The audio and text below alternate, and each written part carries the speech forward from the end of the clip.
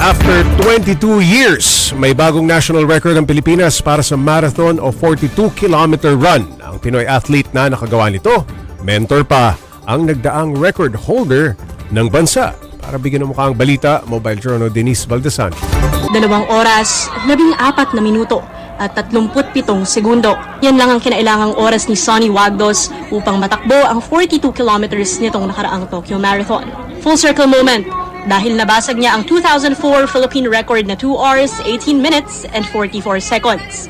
Ang gumawa nito, ang mismong coach ni Sonny na si Eduardo Vertec Bonavista.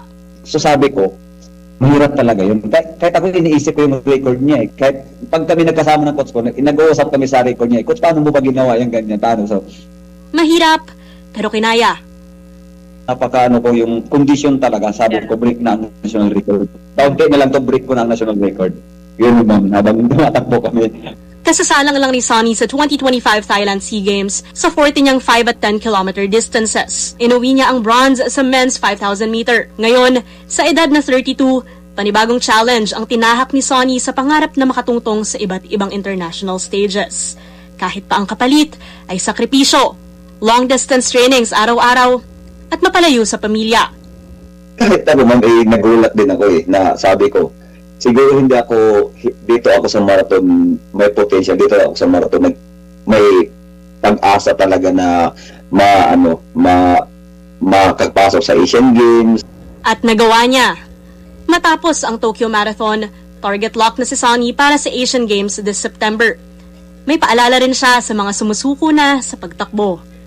Lalo na sa mga running era ngayon, talagang ang dami na tumatakbo, so ang dami na ring elite ngayon sa Pilipinas.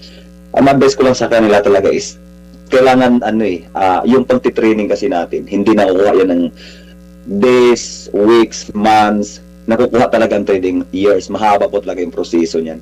Madalas nating naririnig that nothing worth having comes easy.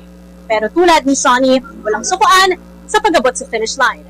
Mga kapatid, Mobile Journal Denise Valdesan po hatid ang mukha ng balita. Pag-usapan pa natin ang record-breaking marathon ni Sonny kasama si Mobile Journal Denise Valdesan. So, Denise, gaano katinding training ang ginawa nitong si Sonny para dyan sa marathon? Full marathon yan, 2026 Tokyo Marathon. Ibang usapan na tong marathon, Paps J, pero prior to that kasi talagang legend na rin tong si Sir Sonny sa 5 and 10 kilometer distances. Like I mentioned dun sa reporte, kakasali niya lang sa SEA Games last time.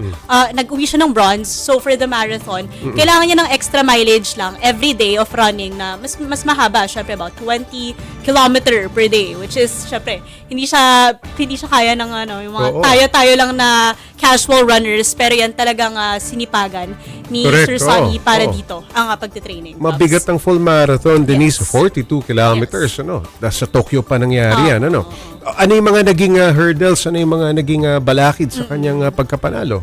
At nakagawa pa ng record.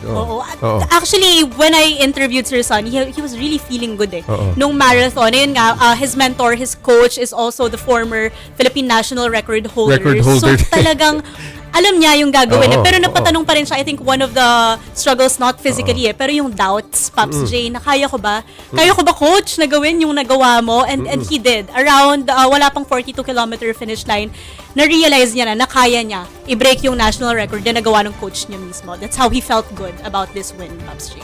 Alright. Maraming salamat, Mobile Journal Denise Valdesancho.